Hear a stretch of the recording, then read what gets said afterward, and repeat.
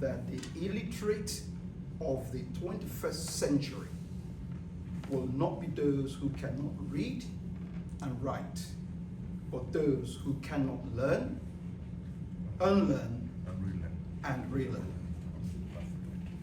Today's gathering, this entire 2 days intellectual journey we have traveled together, is in truth the exercise of learning, unlearning, and relearning. It is a deep, necessary moment of unlearning, a disciplined moment of relearning, and I dare say, which is where we're here today, the beginning of rewriting. And because Africa cannot reimagine its future if it remains downloading just the past, the point Tolu made. So let me take you to what Chinua Achebe reminded us. He says, until the lions have their own historians, this is my own way of putting it, the history of the hunt will always glorify the hunter. Well, ladies and gentlemen, brothers and sisters, families and friends here, today the lions that you heard speak, most of them Africans, significant number, are rising. And we are finally telling the story in our own voice, in our own language, from our own epic center. I will leave it for now. When we come into talking, I'll give you my take and the direction of travel. And that is focused on what I see as 3 versions of Africa. Version 1, Berlin Conference to date, which was Berlin physical, Berlin coded. So World Bank, IMF, everything you see after the World War was coding. Everything was coded into system. 2.0, independence. So once everything was coded, we now have 2.0. You have your independence, but actually you're operating on their system, their operating system. Version 3 is loading. If we're not careful, it will still be the 140 years operating system that will be dealing with version 3. I'll leave it there, and we can then take it on.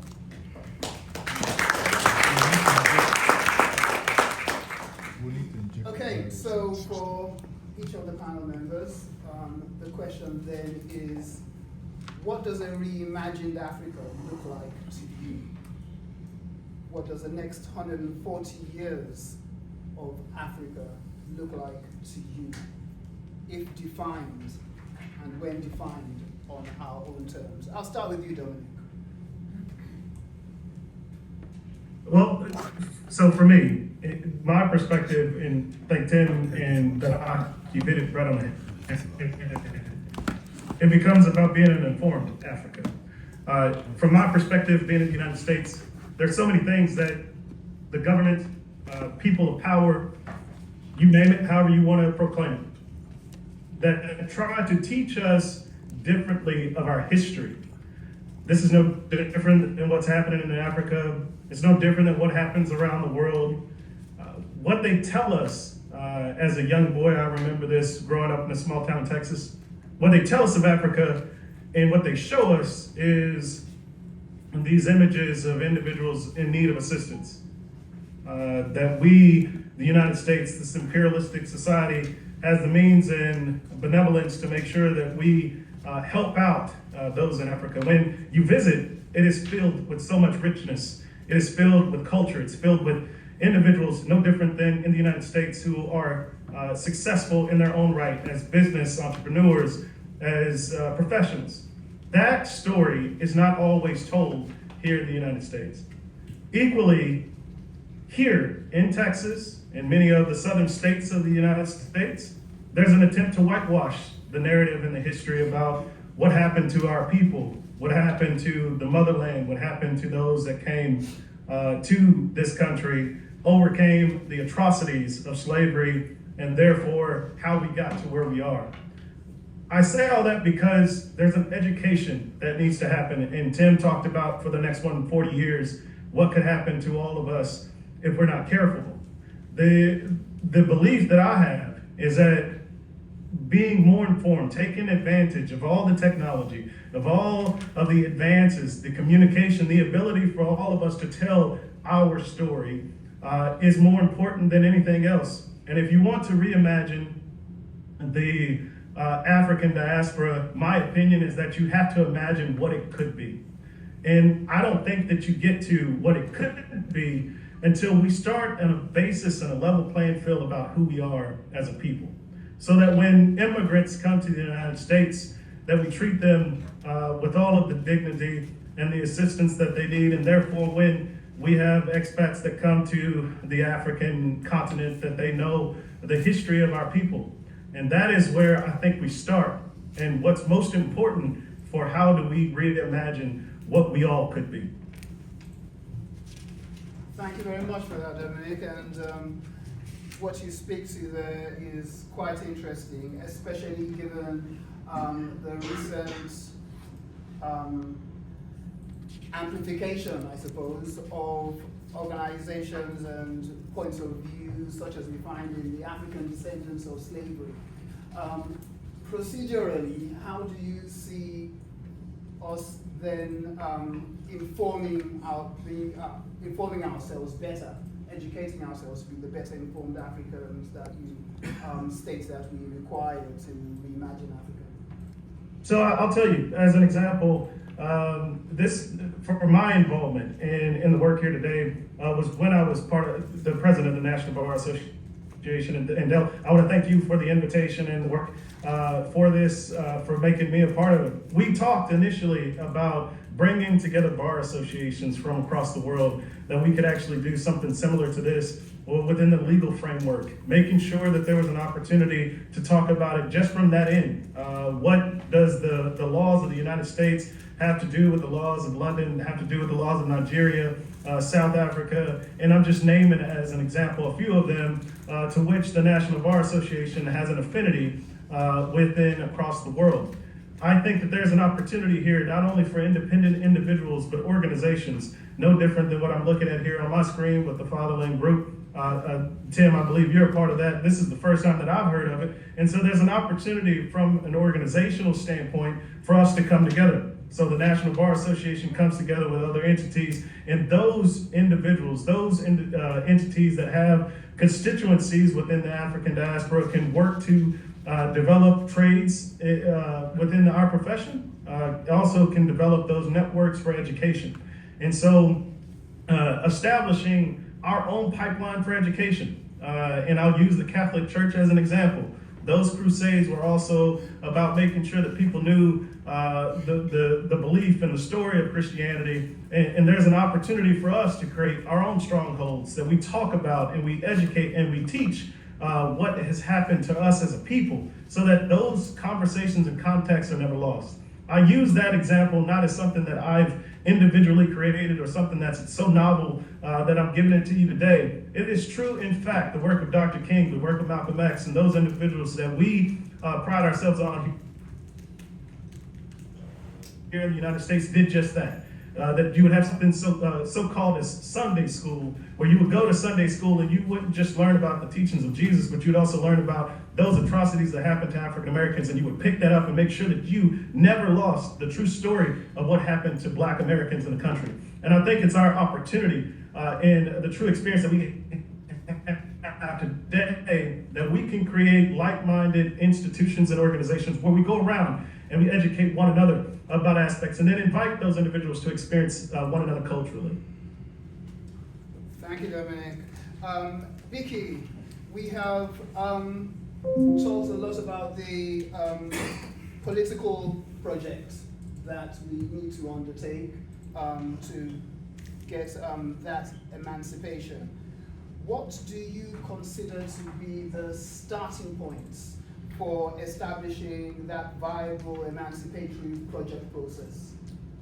And you have a unique perspective of having done something like the Truth and Reconciliation Committee. What lessons do you think we can learn, or do we need to what steps do we need to put in place to establish that viable process? Thank you. I thought you were going to allow me to even answer the same questions, but I don't know the procedures. Before I come to this last question that you're asking me, I would want to just very briefly say this thing to complement what Dominic has said. That Africa that you're talking about must look like me. It must look like, let's say, Petrus Lumumba in the DRC, in the Congo. It must look like Mazi Mboni Odike in Nigeria. It must look like Amilcar Cabral, even though he's perhaps Cape Verde. It must look like Stephen Biko in South Africa. That would be a reimagined Africa that we actually want. The reason I'm saying that is because of your second question that you're asking me. You know, the Stephen Biko has indicated that the greatest weapon in the hands of the oppressor is in the mind of the oppressor. And so if we say where should things start, it must be right in our minds. We have to actually reconstruct and we have to develop our mindsets. For example, we don't have a national psyche. We don't have a psyche as Africans. But it's not only born in Africa. I don't think there's a national psyche in America either. With all due respect, Dominic, what they go on has nothing to do with that. They are all united if you go to war. That's about it. But when I'm saying we don't have a national psyche, we're even beaten by our national football clubs. The national football teams have got a psyche. So the transformative change and development of our nation states, and I'm particular by saying our nation states, starts with us. It starts with me. That's where it should start. And if it doesn't start with us, we will always be farming that to somebody else. Now, I'm sure that you participated throughout the conference, and I am sure that there have been a discussion about our orange philosophy. That philosophy is also accompanied by a methodology that actually builds nation states. If you move away from building nation states, you cannot bring about a new Africa. And maybe that's a bad idea to talk about Africa without consolidating the nation states themselves. And then they can decide what they really want. The reason we are what we are, scattered like nobody's business, is because we do not have a national psyche. And that's where we should start, to build our national psyche. Then no enemy can put us asunder. I hope I have answered your question. Thank you very much, Vicky. Tim, you introduced the topic by talking about the various iterations of the operating system. Tell us more about Africa 3.0, because that is the reimagined Africa. What does that moment of reimagining actually look like, and what are the factors already in play that we need to utilize? Yeah. So I'm glad that you asked this question, but before I touch on that, and I wouldn't forget, it's very important, can I just simply acknowledge a couple of points that made by my colleagues here. Dominic, by the way, I'm taking you on your offer. I'm going to find a way to reach to you because we need to work together. I like what you're saying. I hear the strength. You're, comparatively speaking, younger than me, so you are part of the Africa 3.0. So I'm coming after you. For my older brother, Vicky, unintentionally, you just mentioned a name called Mbonu GK. But let me tell you, I have actually a great grand daughter from, how can I describe it? Anyway, a blood relation of Mazin Bono GK you referred in this room. And that person, if I may kindly say, is my wife.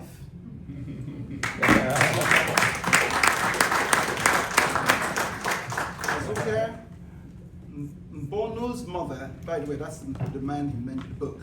The book was written in 1946 called My Africa. He revised it in 1954 and he died in 1956 at age 42.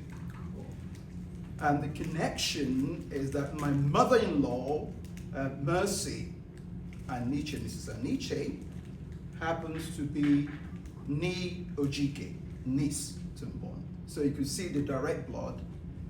My wife, unfortunately, my mother-in-law died just this year at age 96. So, big here, unintentionally, you've taken me into a family tree, but I will not deviate from that for a minute. You talked also another important point, which is methodology, and that will combine neatly into what Olu have just asked me. And can I say, before we get into this 3.0, we've got to know exactly what is loaded in 2.0 that we have to remove or get involved into it. And I hinted to you that after Berlin, everything before they gave us independence was coded. They started coding in things into systems. So you touch World Bank, you are touching Berlin, 1840, but it's now World Bank systems, IMF, UN National Security Council. Everything and institutions is actually all the things you've been hearing about Berlin and how cruel it was actually preloaded. So they actually put it into systems. Even as we talk about the young people, AI, and all those things, who's behind it? Who's got it? Who's got the codes? So when you begin to look at what really the task facing us, we've got to understand what is in the operating system. And we can name them. And we have the talent to, in each department, go to work to it. And this is where, so that's why I'm saying that Berlin, actually, while we were busy getting independence, Africa 2.0 was still running on Berlin operating system because while we gained governments, the world gained Bretton Woods, i.e. the IMF, World Bank, the OECD. So, and in 1963, I have to touch on this, 1963, our own OAU, under incredible pressure, actually more or less confirmed Berlin and said, you get on with the borders. But beyond that, when you start now looking at what the 3.0 includes, so to do 3.0, I'll start by saying now we come to the present moment, right? Look around the world. The geopolitical plates are shifting. China rising, fragmented Europe, fatigued West, Middle East convulsion, Pacific tensions, the Russia-Ukraine rupture, the technology revolution, i.e. AI, crypto, fintech, youth-driven energy across Africa. So the world is not merely changing, it's rebooting. It's rebooting. And Africa is entering this 3.0. But here lies the danger. For me, Africa 3.0, I've said it, is loading, but it's still on the Berlin operating system. So, what do we do? Having just listed potentially what we know the operating system is, we have to unlearn all the things that we think we know and begin to relearn based on information here today, whether it's the youth, scholars, people like Miyuku, my brother, South Africa. We have to go back to the basics. And this is where Mbono GK did fantastic for me. Because the man documented what life was before the colonial master came, how we organize ourselves, the power of women, the way our economics, the law and order. If we don't know what the picture look like, we will not have the ingredients to operate in the new operating system. And our youth, our job is to take that information everywhere we can get it. South Africa, anywhere. Our brothers, African Americans, our brothers in the Caribbean, they are diasporans. We need the youth and the diasporans to combine forces, get the operating system, go back to the old and say what was documented before these guys came. Combine that, we equip our youth, and they will do this business. That's my take for it for now.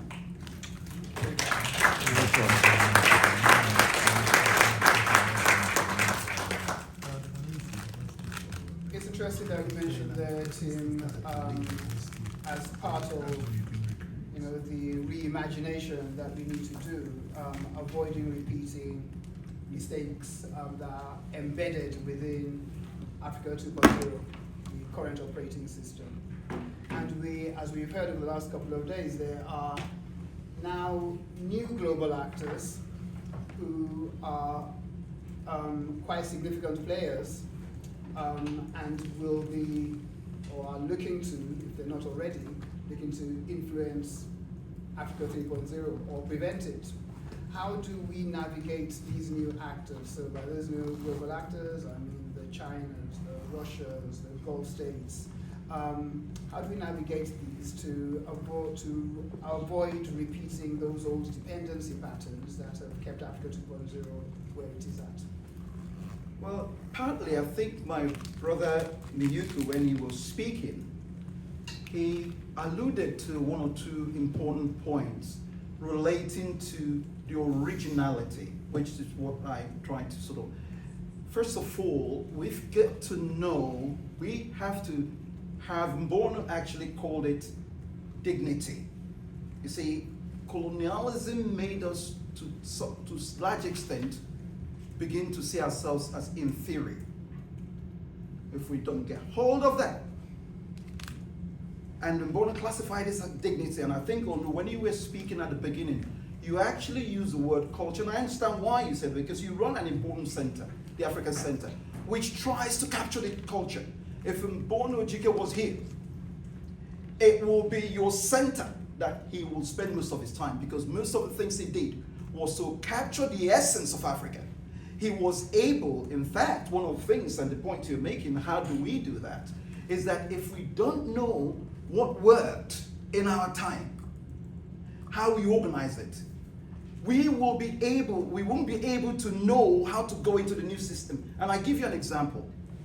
In 1901, when the British government took over in Nigeria, 1900, the first expedition they did was to come to my own community, the Arab Confederacy.